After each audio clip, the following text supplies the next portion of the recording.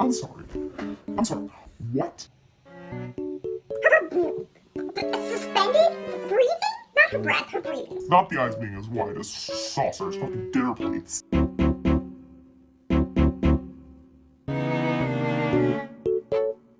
Hello and welcome to quite possibly the most cringy video I will ever make. Although I don't know if that's true considering the Grinch video exists on my channel and that's my legacy.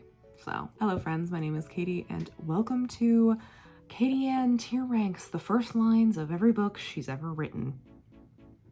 Says it on the tin. That's what we're getting into. I have 15 books that I've either written or tried to write throughout my long career of writing books. And to spice things up, I am going to be tier ranking them based on TikTok memes. So before we get started, I want to give a big shout out to Malin Tries to Write here on YouTube. She did a similar concept where she tier ranked every book that she read in 2021, but she did it to Vine audios. And while I also love Vine, I decided to be a little bit different and go the route of TikTok audios because I am TikTok trash.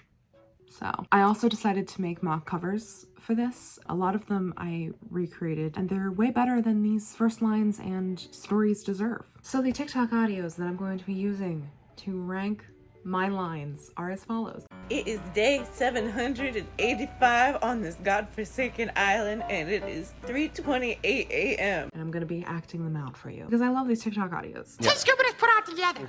Okay, good. Onions, garlic, Onions, garlic, celery, balsamic vinegar. tomato paste. That's a big word for Elmo. Is our top tier. The ones that are pretty good. The ones that surprisingly, these first lines are okay. They're good. Just a big word for me. They're Balsamic vinegar? Are you a Nicki fan?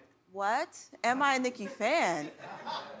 Pull up in the Sri Lanka. What? Y'all want what? That audio is for the lines where I really thought I was doing something with them, where I was trying to be YA, but comes out aggressively twee and 2010. Because every single thing in it is mid! Skyline Chili! Mid! Your Cincinnati Reds who haven't won a World Series since 1990! That audio just hits different in my mind. That, as you can imagine, is for everything that's just mid-tier. Just mid. It's called the Midwest because every single thing about it is mid. So bad, I want to give you a 0, but that's not possible. So I give you a 1. That is for literally the heinous crimes that I've committed upon the English language.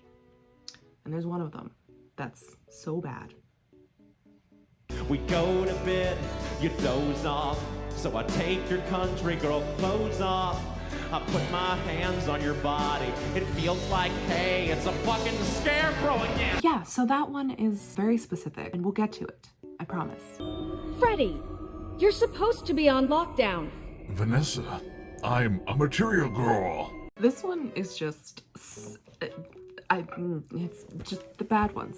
The bad ones that I really thought I was doing something with them again. The ones that are cliched. These are more about vibes than about accurate displays of what I actually think of these, although you could probably tell by my facial expressions while I read them that they're bad. Let's just get into the tier ranking.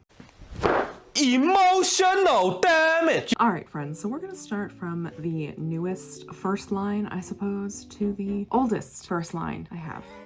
Why am I doing this? I'm gonna start out with the most recent book that I've started writing, which I've affectionately titled The Witch Book. I've given it a name, sort of, that I put on the cover that I've made for it, called The Scorched Handprint, but I don't love it, so it's probably not gonna stay. And the first line of this book, which y'all should know if you watch my vlogs, because I did film myself writing the first line, is Isa Valloway did not recognize the face of her father. As far as first lines go, I'm gonna give it a balsamic vinegar. That's a big world for Elmo, because genuinely feels like the correct moment for it. I think I fucked up the way this is looking, but here's what the cover looks like. And I think it's intriguing enough for someone to continue on, which is not something I can say for a lot of the other lines. The next is from a book that I just recently rewrote last year, The Wrath King. This is the first line of The Wrath King, the new draft. I would have included the first line of the original draft, but we're gonna pretend that doesn't exist. And the first line of The Wrath King, for anyone who's curious now, is priestesses lay scattered across the cobblestones.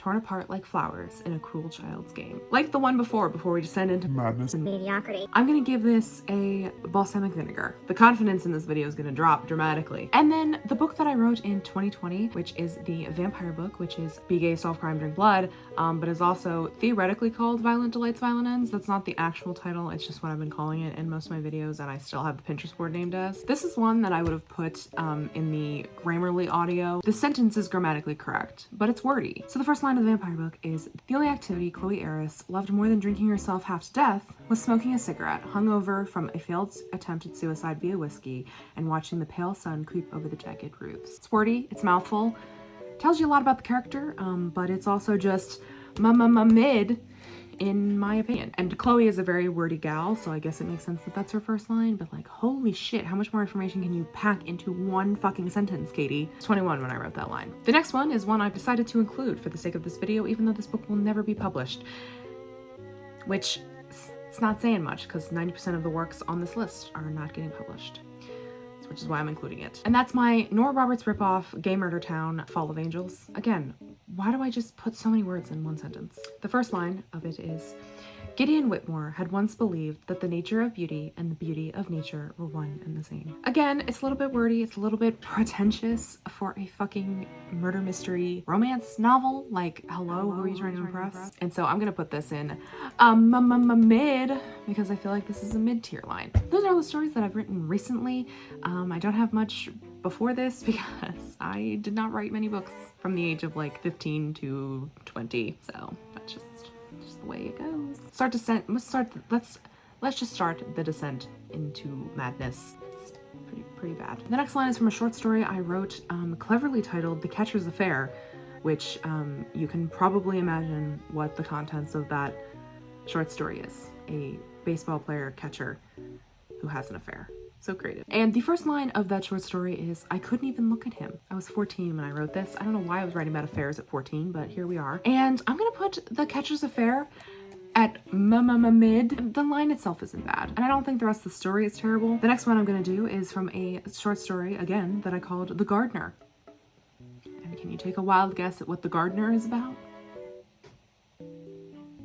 The Gardener. Yeah. So this line I wrote when I was 13 for a short story contest on Figment, which is now dead and gone. Andy is different than any other boy I've ever met. He's quiet and different. And our gardener. Yeah. Sounds a little bit too much like the beginning of a John Green book for my liking, and like a John Green fan fiction. Like, not even a book written by John Green, but like written by a 13-year-old girl who thought she was John Green. So with that, it's gonna go in, am I a Nikki fan? Pull up in the Sri Lanka. What? Was desperately trying to be something and just didn't work out. I wrote that when I was 13. Next is one that's actually pretty good for what it is. I considered not putting this one here, but I actually really like this line and I might use it in a future thriller when I inevitably become a thriller author. The line is from a story, novel that's supposed to be like 7 fantasy books and literally didn't get past page 2 because I was trying to pants it. The first line of it is, she was known for her beauty, her extravagant parties, and her fancy things. Which on itself is not a great line, but I feel like it could be a great first line depending on the context and depending on what follows it. I have a soft spot for this one. This was called Crown of Thorns. I don't know why I called it that. I don't even remember what the plot of this book was supposed to be. I wrote that when I was 13 again. Wow, I was really on a roll when I was 13, starting books and never finishing them. Kind of like now. Guess things never change. Next is from a story called In the Flesh, which yes, it is in fact a vampire novel. I wish I was joking. And the first line of this is, the rain slipped down the windows, long droplets racing down like tears in a cliched movie. Wow, like a cliched line. This age 12 I like to call pick-me era. Main character is legitimately so awful. Not like other girls. Which should technically put this line in, am I a Nikki fan? Pull up in the Sri Lanka. However, I hate it so much and so viscerally. I don't think I made one for In the Flesh. I didn't make a cover for In the Flesh. That's embarrassing. Just pretend that there's one. But I'm gonna put it in Vanessa, I'm a material girl, because that's what that one feels like to me. Because she was really trying to do something and be a material girl, and she just failed utterly. Both me and the main character. I knew I was missing one, and I just didn't care to figure it out. And the first line of this is, Brianna Evans doesn't exist anymore. Which, I know you may think, wow, that's not actually that bad, Katie. But I'd like to leave you with the next 2 lines. That could have been a sentence. or 2 lines for some reason, and definitely put this into mid territory, which is the girl I used to be is gone. Wow, love to shift into character talking third person about themselves and then rapidly focusing back into first. It's great use of technique there, Katie. She's vanished. She's vanished. She is vanished. Grammar. Don't know her. She's vanished the night she saw death. It's not... Yeah, you know what? I was gonna put this in mid. I'm gonna put it in Vanessa. I'm a material girl, because that's what it feels like to me. The next one is probably my shame. One of my shames. The shame I knew of, because there's a shame I didn't know that is coming soon. And that is the Wolf Shifter book that I've talked about before, that is burned into the inside of my skull. I see it on the inside of my retinas whenever I accidentally think about werewolves. And this is the longest book I'd written ever until The Wrath King, and it's 28,000 words of pure garbage, and it's about a wolf shifter family. And this is the first paragraph, because I felt like to fully understand the cringe of this, I had to read you the whole thing. I'll never understand the brotherly bond between all of my packmates. A web of connections that runs deeper than anyone can ever understand. I really like to hold on to my crutch words, apparently. My brothers are bonded by so much more than just the blood of the wolf that runs in all our veins. Why are you so wordy? My brothers are bonded by much more than just the blood of the wolf that runs in all our veins. God, it's a horrible sentence. And then, as a zinger, just on the end of that paragraph, plus, I'll never understand their love of country music. Why did I make wolf shifters that loved country music? Why? So yeah, this book was creatively called She-Wolf. It's going in Material Girl. It's aggressively pick-me. She's the only female wolf shifter in like maybe 100 years, maybe 1,000. I never really established that lore correctly within the text. I wrote that around age 12 to 13, 14. So bad. Let's go to one that's slightly less cringe now, which is from a book that I was writing where I basically had stolen the characters from Vampire Diaries and renamed them and put them in my own separate plot.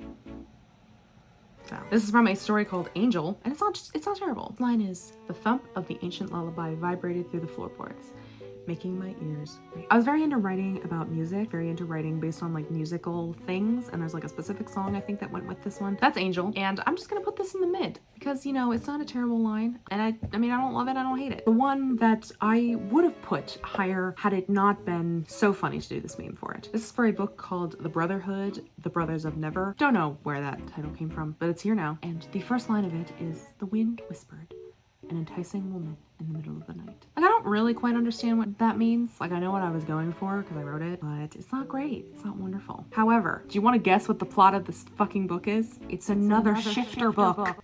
Another wolf shifter book. It's a fucking scarecrow again. You'd think it wouldn't be, but it is. Fucking scarecrow again. Damn it, Katie. Why'd she write about so many fucking wolf shifters? So the next one is from when I was 11 years old. This one is an older story, one that I never got off the ground. Don't even really remember what the plot is, but I did write a small synopsis for it, and it absolutely made Devesha and Steed cackle. I won't be reading it for you because it's awful. But the first line of it is actually pretty good. Actually, I think I reused this line in a poem, which is, I met death on the corner of Chestnut and Main. This comes from a story called Swan Song, about a girl who essentially was the child of a Grim Reaper, and they called them swans because swan song is like the song of the dying. I thought it was cool imagery. I feel like it gets balsamic vinegar from me. The next one is from when I was even younger. I think I was 10 when I wrote this. I think this was my first foray into the novel, and wow, it's badly written. It's poor. This one just makes me laugh every time I read it because it's so insanely 2011, 2010, 2009, like fantasy that you would read and just you would try to do it yourself because you're 10, but it comes out like you're 10 because you're 10. And it is, standing on the balcony that overlooked his square, Prince Roland Griffin III awaited his future queen.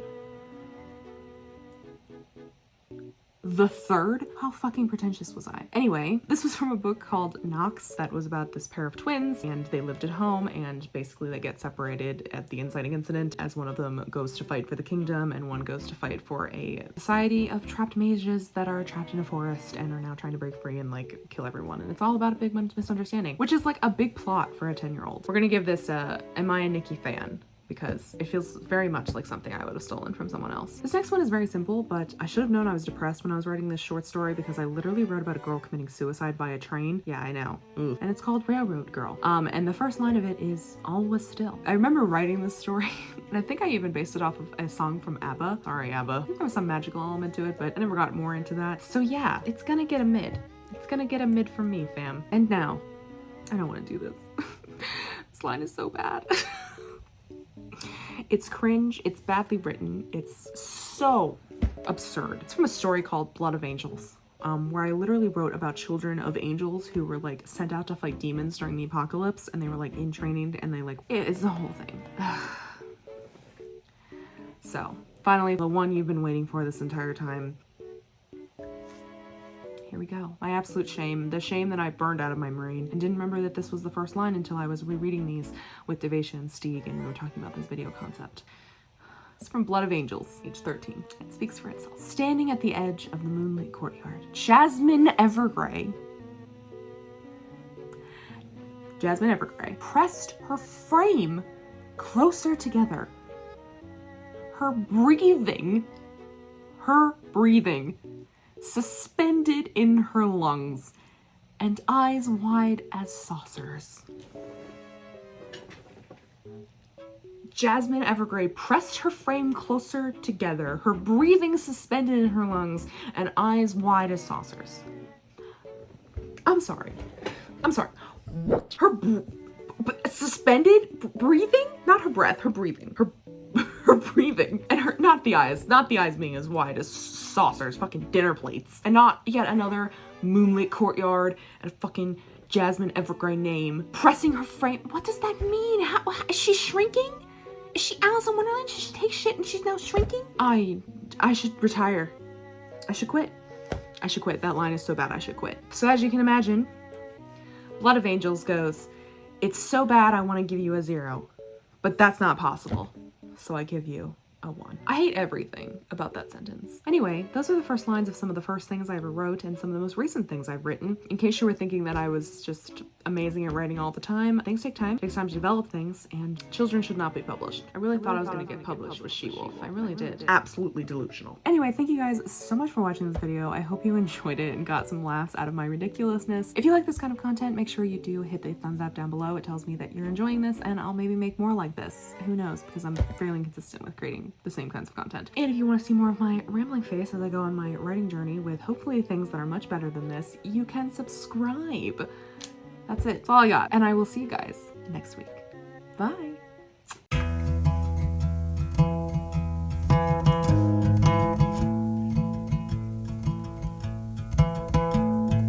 I found somebody, I say you don't cross my mind.